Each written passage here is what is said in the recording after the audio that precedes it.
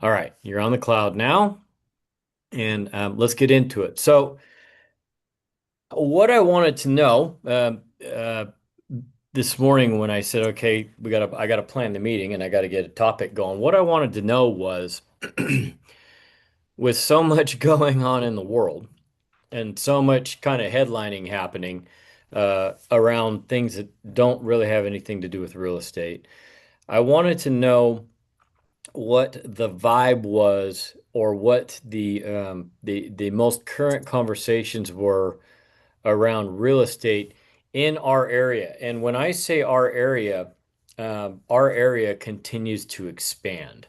And so what I would classify it as is the greater Sacramento marketplace, right? So um, when we started, we had agents that were basically kind of parked in Placer County. Not that we didn't do business in other counties, just that our primary areas were Placer County. That's where our agents were kind of parked. That's where we kind of did most of our business. That's just how it worked.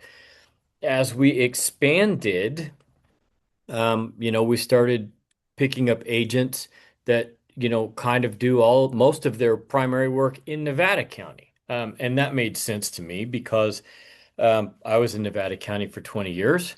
I know Nevada County really, really well. I've got a lot of connections there. I've done a ton of business there.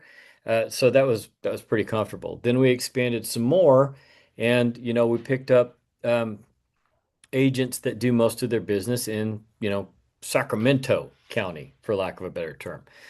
And so you'd see our footprints growing, right? And then recently, um, we picked up an agent broker, which she's a broker associate, but she's got a broker's license, that is pretty powerful in Yuba County, Sutter County. So we're just kind of branching out with our footprint. And the reason I tell you that is it creates a lot more data when I start talking about um, things that affect our business. And when I talk about our market is growing. But I think it's good because all of us do business in multiple counties. That's just the way that it is. And so I think it's a good idea to understand some principles from the buyer side of the equation and from the agent side of the equation in other counties. And when I get into this a little bit more, I think you'll see what I mean. So when I say our markets, that's what I'm talking about now. I'm starting to pay a lot more attention, not just to Placer, Nevada, Sacramento, but also into Sutter Yuba. I always pay a little bit of attention to El Dorado too, even though we don't do a ton of business over there. It's a big market, so it's good to know about. With that said, I put into one AI engine. Tell me about the most powerful conversations or the most common conversations that are happening in the real estate industry in our markets, right? Um, you know, AI is going to go straight to one place, which turned into a great thing for us, but it's going to go straight to one place. It goes straight to social media. That's where it goes, right? Because that's where all the conversations are happening and that's what's going on. I was a little disappointed with that until I started asking it questions and digging into it. And then I thought, oh man, we're coming up with something really cool here. This is good. So it went straight into social media and it gave me a result. The AI engine that I started with was Google. Okay. I basically Googled that question and I'll summarize what it spit back to me. It said, top Sacramento area real estate social media topics currently center on rising inventory, competitive, fast-paced spring market conditions, a focus on premium turnkey or newly constructed homes. Listing agents, pay attention to that. Uh, Key discussions feature home value insights, renovation tips, and navigating affordability amongst high interest rates. Um, Inventory and market trends are a big deal, right? Neighborhood spotlights are coming up a lot. There's a lot of neighborhood spotlights highlighting specific areas. It punched up Brendan, are you in here? It punched up Wilhagen and Sierra Oaks. It punched up Granite Bay as the top kind of results, right? Um, Mortgage rates. The content is tending to be hyper local. That's the content. And let me recalibrate. Obviously, there's a ton of social media content out there that AI could go grab onto, right? But it's not. just grabbing onto all content, it's filtering. It's grabbing onto content that's getting the most traffic, that generates the most uh, interaction, right? So not only is everything that we're talking about, not only is it out there, but it's popular out there. Okay. This is the stuff that gets a lot of traffic. So hyperlocal content is um, rising to the top. No surprise at all that real estate agents are doing, focusing on the things that I hate the most that I also do, which is just listed, just sold. Okay. Client testimonials and home reno tips. It keeps coming up over and over again, right? So what did you do next? So what I did next was I took that result, okay, and I dumped it into my subscription AI. And I think we touched on this just a little bit when we were talking about using AI. My subscription AI is getting pretty damn smart, all right, because I use it a lot. I feed it a lot of data. I feed it a lot of data about you guys without your name. Okay. I never put your name in there, just to be clear. You all have an agent number, okay? And you're, agent number one, agent number five, agent number one's doing this, agent number five's doing that, and so it's getting pretty smart. And so it took that and it chewed it up and it uh some crazy stuff. So it spit out the talk track that we're going to talk about, kind of the highlights, but then it spit out some really cool stuff that I'll scroll through that you guys all are going to have access to, all have a copy of. It says social media suggestions, social media planning suggestions, top social media post topics per county. Okay. Uh, I think you'll really be able to use that. And if you're like me and you struggle with what the heck am I going to put on social media, this is a huge cheat sheet for you. You'll get excited about it when I see it, I think. So let's get into it. Let's get into what the data and the information that this engine spit out. All right. The regional market snapshot. Now remember, this is all based on conversations that real estate agents are having, homeowners, home buyers, home sellers are interacting with. It's all real estate topic driven. Across Greater Sacramento region, inventory has increased roughly 12% year over year. That's a pretty big increase, right? While inventory is improving, new listings remain limited still, keeping the market competitive for well-prepared homes. What does that mean? So if inventory is up 12%, which is a pretty big number, but it considers that new listings are limited, what does that mean? You got to analyze that a little bit. That means lots of listings are starting to sit, right? A higher number of them are starting to sit. We talked about this a couple of weeks ago, and it was just based on my feel and my take. There was no data that went along with it. But if you don't do everything right now and give somebody a bright, shiny object that also happens to have a really good price, I think it sits, right? Um, if you do give them a bright, shiny object and it's priced well, I think it goes and it goes pretty quick, right? If you think your object is bright and shiny and you think your object is priced well and it hasn't sold, you're probably wrong. Okay? That's what the market feels like to me. That's also the reason, by the way, that new home sales are so attractive to people because they're bright and shiny, right? And builders, they price right, guys. I mean, they have, experts and experts and experts running algorithms and equations and economical data. They price right.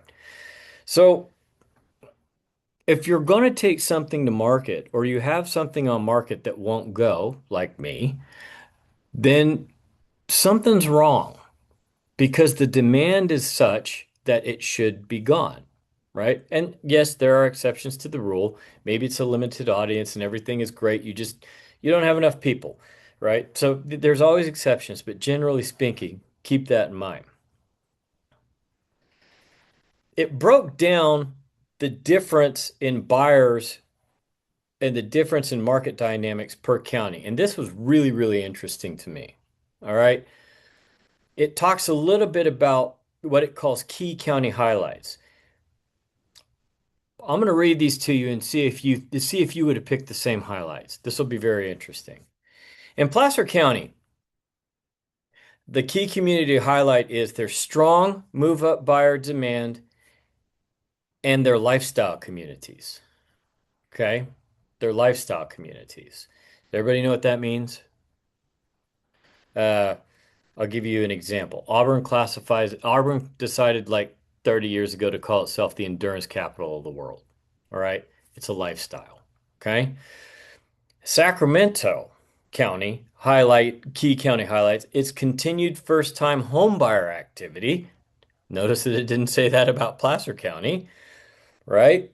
Continued first-time homebuyer activity in strong infill neighborhoods, right? What's infill? Does everybody know what infill is? I'll tell you. Infill is when they came from somewhere else and they landed in the spot that they landed, right? That's infill. Nevada County, lifestyle migration, meaning it's also a lifestyle community, and most of the activity there is from migrants.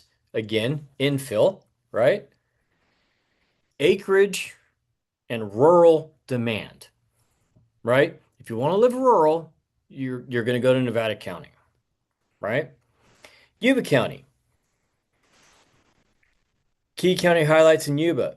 Affordability is driving first-time homebuyers and investors.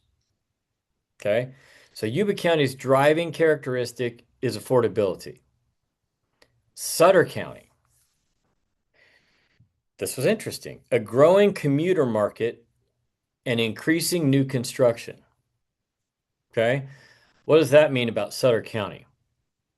Sutter County is the next bedroom community to the Sac metro area, right? More commuters and builders are picking up there. The reason builders are picking up there is because they agree and believe that that's the next bedroom community to Sacramento, right? Would you guys have matched those key highlights with your thought of what your particular county or the other counties were? Is that what you would have guessed? Michael's nodding, I think. Are you nodding, Michael? Okay. Let's see. Jess, what do you think? Would you have matched that? Nod yes, shake no, or shrug shoulder? I don't know. You could do that. Brianna, what about Placer? Nod yes, shake no. Yeah. Okay. Not thoroughly confident, but yeah. All right. Okay. Good. Listing strategy. Sellers still expect strong prices, but preparation and pricing are critical. We talked about that. Homes that are turnkey and well marketed are attracting attention across all five counties, right? So the story's the same across all five of our counties. What is your social media opportunity? Agents should focus on hyper-local content, including neighborhood features, market insights, renovation tips, community events, and client success stories. Okay? That's straight from the social media platforms. Those are the posts that get interaction. Those are the posts that get distributed. Those are the posts that are successful. It doesn't say it. It says it later, I think somewhere, or it got buried somewhere. Video, video, video. Okay? Nobody cares about Damien's little, like, colorful thing with words on it. Nobody cares, right? Branding strategy. You're going to lean heavy into becoming the local expert, right? Hyper local superpower knowledge. Buyers are waiting for nope, excuse me, agents who consistently provide value through education and local knowledge become go-to real estate resources in their communities, right? That can be difficult to choose, right? What's going to be your specialty area? That can be a hard choice, right? Especially if you're in an area like Sacramento. It's really big. There's a lot of ground to cover. There's a lot of choices. It can be hard to choose which one. If you want to help, if you want help talking through that, let me know. We can talk through it, right? Preparing for the busy season, spring market prep. Buyers are waiting for opportunities as inventory improves. Encourage pipeline building, have listing conversations, and buyer consultations now. Okay. So, what I think it's saying there is that posts that talk about getting ready to make a move get a lot of traction, right? Posts that talk about the things that you can do to get ready to buy a home get a lot of traction. Posts that talk about the things that you need to start working on if you're going to list your home within the next 90 days. Those get a lot of traction, right? Those have a lot of interest. We're going to show you some of the stuff that the system spit out for you, which I think is really awesome. And I have a goal for you using the information that we're going to show you, and that is, let's see if you can post four times a week. Okay? 4 times a week. See if you can do 2 videos a week. Do one market insight a week and do one community post a week. So 4 posts a week, 2 videos, one market report, one community highlight. Could be a subdivision that you talk about.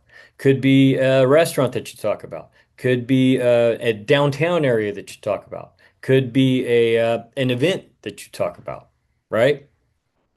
All right. Let me show you what this thing spit out. By the way, jump in anytime if you want. Um, Share. Where are you? Share. Desktop. Share. Okay. Moving boxes. Give me a second. Um, can you guys see my screen? Somebody nod. Zoom. Yeah. Okay, good. There you go. This is what it spit out. The first thing that you're going to get is a recap of everything that we just talked about. Okay. This, by the way, is inside of Google Drive, where it's got different tabs, where I had it broken apart by AI. What you'll get is one giant long doc with highlights in the form of a PDF. Okay. So you can take a look at this recap and it'll tell you everything that we just talked about, right? And it just kind of mirrors what I just said. Then it spit out the 31-day social media content plan. Okay. The number over here is the day. This over here is the topic. Okay. Substitute the county if you want. I don't know why it chose different counties for different things. So substitute it as you want, but you can see it gives you 31 days of post topic. Now, I'm going to tell you something.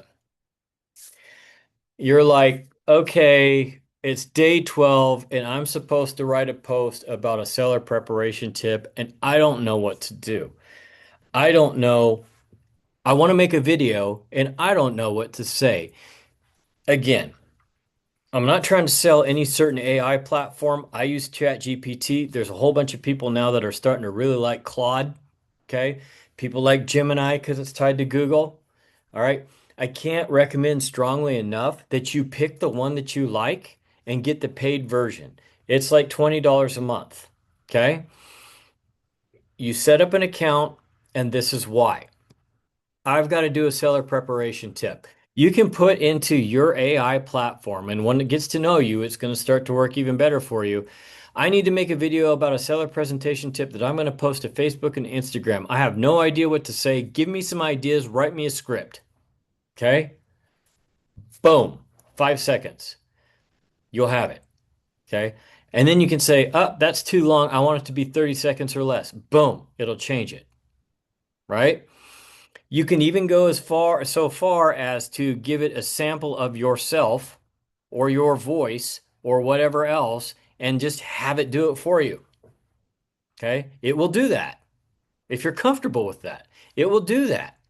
You can literally have it create all of your content. You could go through 1 through 31 and you could say, I want to make 31 videos individually downloadable, and I want it to be on these topics 1 through 31.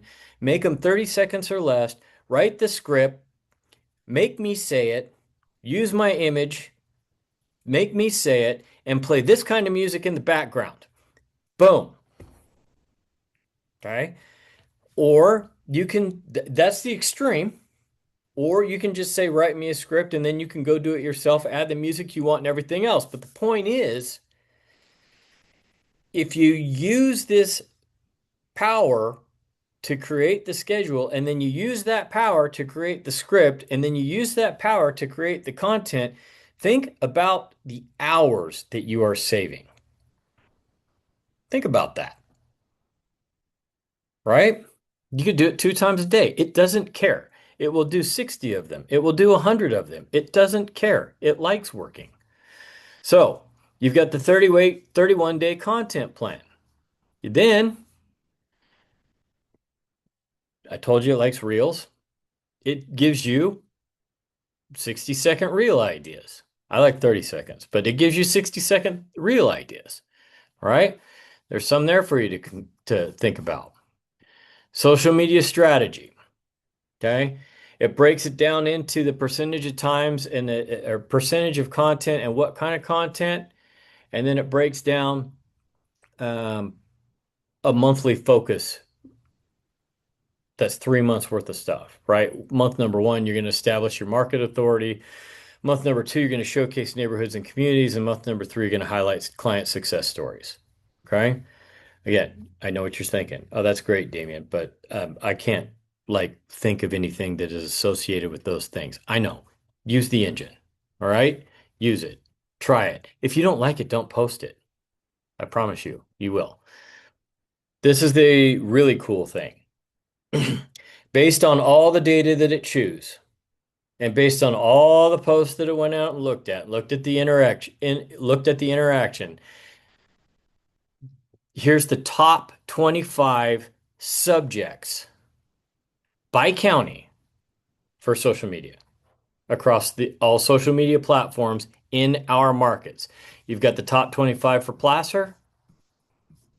You've got the top 25 for Sacramento. You've got the top 25 for Nevada. And you've got the top 25 for Yuba and the top 25 for Sutter. Okay? You don't know what to talk about? Pick from the list of the top 25. Okay? All of this is based on real, actual data that it's farming from the internet. This isn't my opinion. This isn't your opinion. This is what's actually working. But Damien, I don't like talking about new construction in Sutter County. Well, so what? It's number 8. Everybody else likes talking about new construction in Sutter County. Why wouldn't you? Jessica, hand up, go.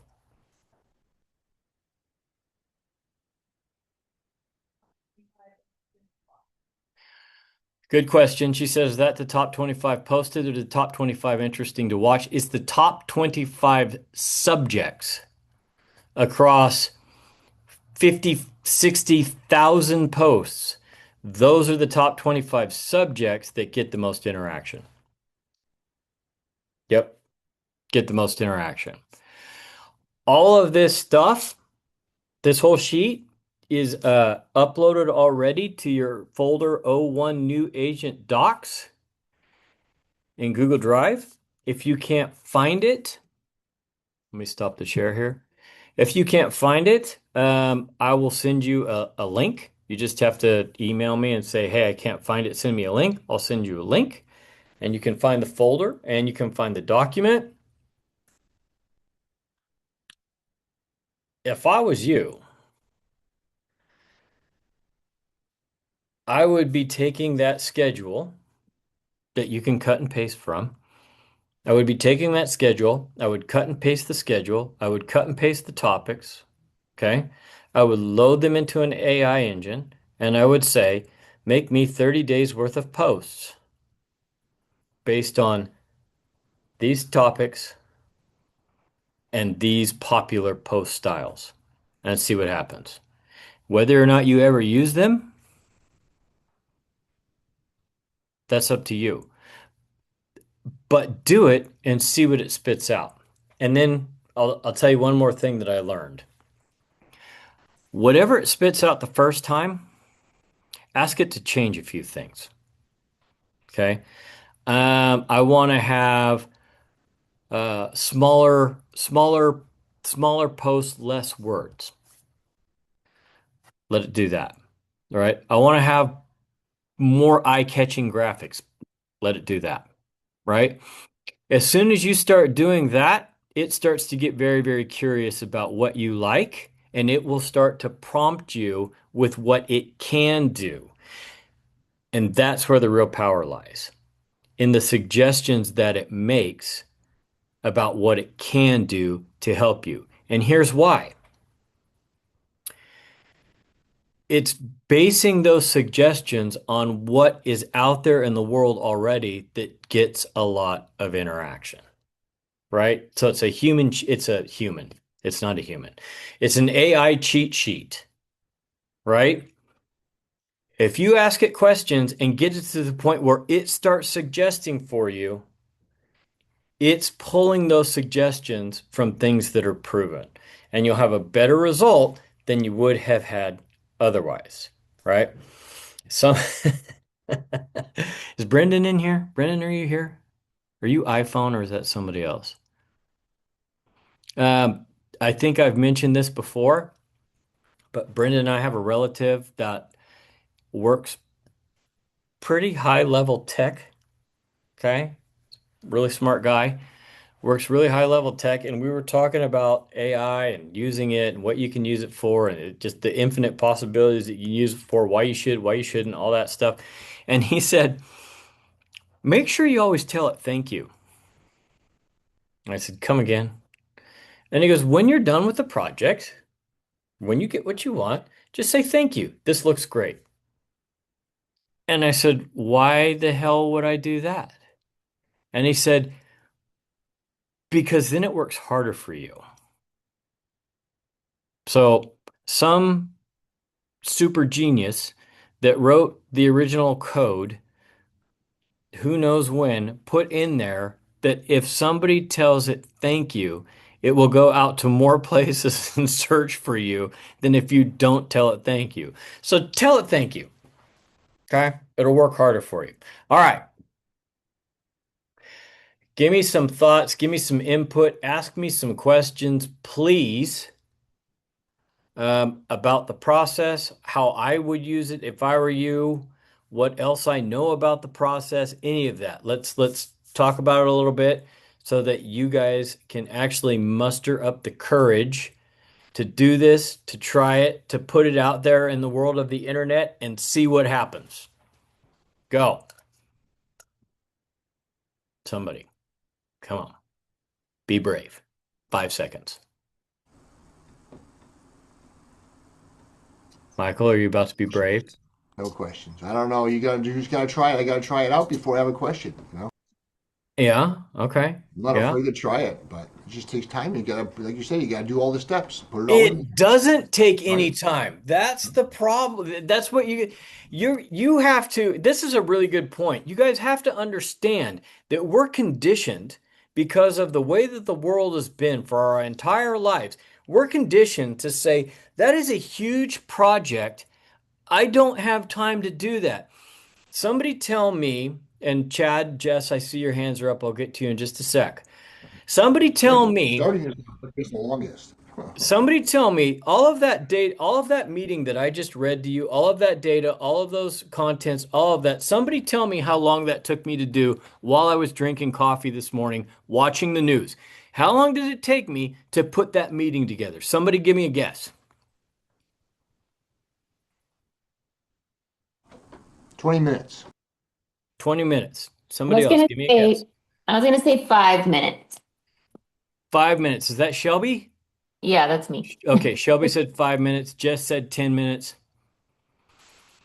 All told, it took about 12 minutes. But I will tell you this, probably 8 of those 12 minutes were me trying to cut and paste into the Google Sheet so that I could make you a PDF. The content itself, the Google search took about 30 seconds. Loading my stuff into the Google search result into the Chat GPT took about a minute.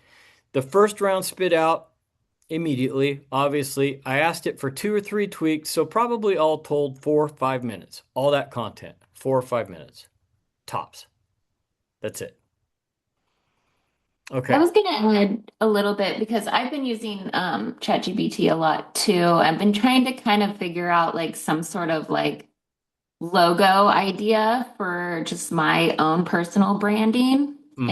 And that's been really helpful. But if you have like a style that you like screenshot that and you can also like put that into ChatGPT and it can Yep. also kind of create like a visual vibe for you too. Absolutely correct. It loves images. So when you get to the point where you're using it for posting, you just throw images that you like in there, throw other posts that you like in there that you can't plagiarize, but you can say, I like the way that this looks, screenshot it, throw it in there. It will take all of that into consideration. Shelby, that's really cool. I would like to see some of the stuff it's spitting out for you at some point in time. Um, Jess, you had your hand up. What was your question? Don't remember. Chad, you had your hand up. What was your question? Uh, can you hear me okay? Yep. So I was going to chime in on what you were saying before. Mm-hmm. Um, I've tried it with it's exactly like you're saying, a huge amount of success and very little time, and it does cater, and it does help when you say thank you too, which is a little sinister, I think, because it wants you to interact with it like a real human being. But Oh yeah, no, the code geniuses are strange people, Chad. Yeah. Yeah. but it does, and it's like it gets excited like a little kid saying, "Oh, I'll do it this way for you too." Yeah. Um, It's a little so scary. it does. I have not. That being said, I've edited photographs. I did my the headshot that's on NextHome and stuff that I loaded up was all done with AI. Mm-hmm. Um, and it's highly customizable. But I haven't done anything with real estate much because I was reading up on the idea that almighty Zillow is owning and buying majority stock in a lot of these companies. So the more that we put into it, ultimately we're teaching Zillow how to be better. What have you heard anything on that? No, not specifically. No, not specifically. Only that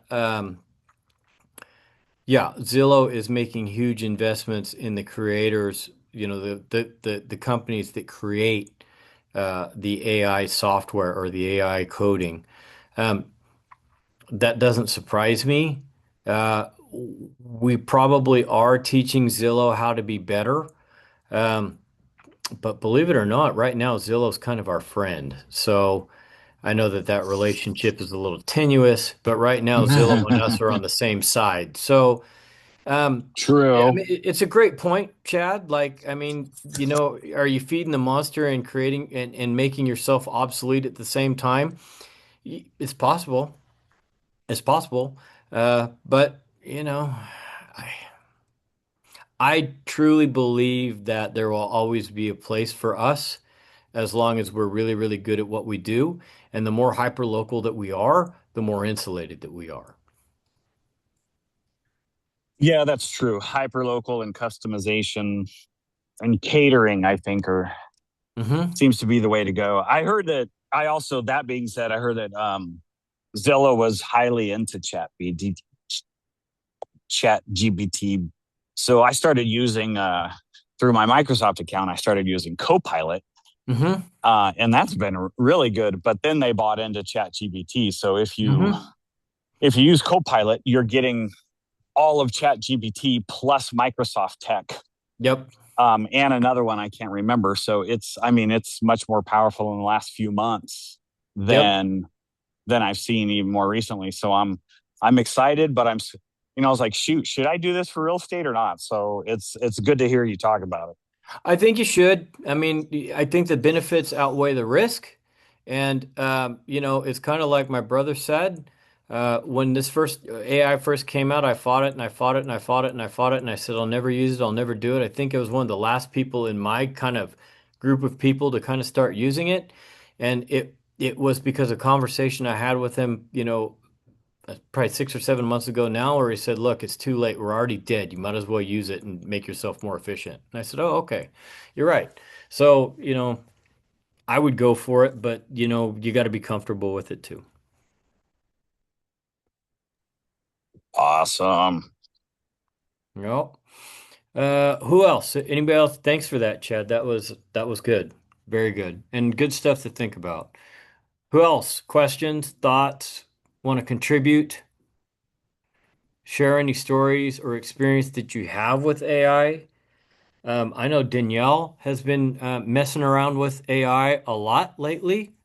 She's been telling me about some cool stuff that she's working. She can't really chime in right now because she's multitasking, but she's been playing with it a lot for scheduling purposes. So I think that that's really cool. I love AI for scheduling. Well, I've got one of the more recent projects I used to was I wanted to get a letter out to a lot of my database. It's highly varied. I got people from church and ministry. I got people from the kids sports teams. Hmm. I've got names of neighbors, coworkers from the past, things Hmm. like that. So I used Copilot and I said, and I explained what I wanted to do. It took me 2 minutes to write my idea, and I gave it to it, and it just like you said. I said, I like it, but I like this, but not that, and it Hmm. spit something else out. Okay, take this and this, but not that. Change, and it gave me a letter that was templated enough.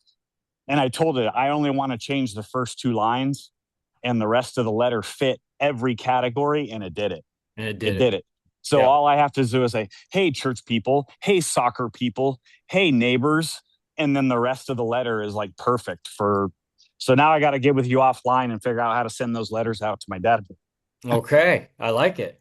The other thing, guys, that I failed to mention, and I think I might have mentioned before, was that when you're in the paid version of anything, it stores the history, right? So you can, and in ChatGPT, it stores it off in a left-hand menu. So you can essentially scroll through everything that you've worked on and revisit topics or revisit projects very, very easily, right? So the social media project, for example, it gave me a bunch of ideas. Let's say 2 weeks goes by and I want to use the social media project that we just did. I want to use that and morph that into some kind of recruiting document. All I have to do is click on that on the left-hand menu, bring it back up, and then type in there, hey, I want to take these same principles and I want to work into a recruiting program. Boom, right? It picks up like you just left it 30 seconds ago. And that's really, really powerful. The more you use it, you'll find that being able to go back to that stuff and access it and rework it or tweak it for another use is really powerful and saves you a lot of time. You can only do that uh, if you're using the paid version, right? If you're using the free version, you're going to run out of data really fast. And so you're going to have to drop the $20 a month. What did Danielle say? She chimed in on the chat. She said, I use it to rewrite my bio. So convenient. or whenever I have brain fog. Absolutely. That's what you do. What Chad said about thank you. You were going to say. Yeah, it is creepy. It is definitely creepy that you say thank you and it gets all excited and fired up. I It was does. I was Yeah. gonna add, you can now, I've been telling ChatGPT just reference, I'll just open a new chat and tell it reference my last 3 weeks. And I just had it create like a workflow for me, Uh-huh. what I'm actually doing every day to try to be a little bit more better about time blocking. Okay, how does it know Even what you're doing? How does it know what you're doing every day? Do you tell it? I use it every day to do different things. Got it. Okay. So I've tried to, over the last month, talk to it more and kind of let it know, like, hey, I'm going on a listing appointment today. Today I'm farming. I sent out postcards, whatever it is. So a couple days ago, I was just thinking, like, what if I asked it to, make me what my normal work week is or help me be better with my time? And it totally spit something out. Oh yeah. Oh That's wow. huge. Yeah. That's a good one. Uh, Mine remembers even if I don't tell it. So I was on, 'cause like you said, on Copilot, it stores all of your conversations over to the left. uh-huh. And over the holidays, I had some family members asking me about past relatives, ancestors. And it was Uh-huh. questions that we didn't have the answer to. I was like, you know what? I wonder if this whole AI thing could figure some of this out and search Oh, ancestry and all you're that. in it, buddy. You're in it. It's got your Dude, DNA. Yeah. yeah, I dove into it and it found some great grandparents and not just, date of birth and death, but more than that, like where they worked and things like that. So it was cool. But that was during the holidays. So then when I'm doing this letter, it says, here's the letter. But if you'd like a more, Chad, you're obviously a person who cares about heritage and you're a family man based on your past searches. So Uh-huh. here's a version that's a little more family friendly. Uh-huh. And Yeah. I hadn't mentioned that in like 2 months, Uh-huh. but it knew it. Yep. Yep. No, you're absolutely right. So just to tag on to that and to tag on to what Brianna's saying, the frequency that you use it and what you put into it, it starts to consider all those things. What you didn't see in the PDF of the meeting content and the recap, what you didn't see was what it said to me first. When it first started chewing on the project, it said, well, based on the goals of your brokerage being this, and based on your personal focus being this, and based on your desire for your agents to do this, here, right? All you guys see is here, all right? But you're absolutely right. It starts to know, and this sounds creepy, but it starts to know you, your business, what you're trying to do really, really well. And it starts to integrate all of that stuff together in a way, in microseconds, in a way that would take us a lot of thought, right? A lot of thought. You have to do it. Or look, can you make your way through business in the real estate business these days without using it? Sure, you can. You absolutely can. But what you're going to lose is the productivity race. That's what you're going to lose, right? So if you're competing against four people and those four people are using this tool and not just for a task, but using this tool as part of their business to make them more productive, and you're not, think about how much they're getting done versus how much you're getting done. That's that's the real sauce here, you guys. Can you do it without it? Sure, but you're competing against people that are using it, and if you compete against them, you're going to lose the productivity race. You're going to lose the numbers race. And we all know this business is a numbers business, right? The more you throw out there, the more that comes back. That's just the way it works. That's the way it's always worked. That's the way it always will work. Okay? Consultants make millions and millions of dollars telling you 1%, 10%, 2%, 3% because it's a numbers game. So you've got to be able to compete in the productivity arena. And this is part of it. It's part of it. I promise you, well, I mean, let's see if she'll bust herself. Brianna, you probably do more social media than anybody here. Are you using it to work with, are you using it for content on social media at all yet? Or is that still all you? I use it for captions and hashtags for sure. Uh-huh. Okay. I I don't use it to like make videos. Is that what you mean?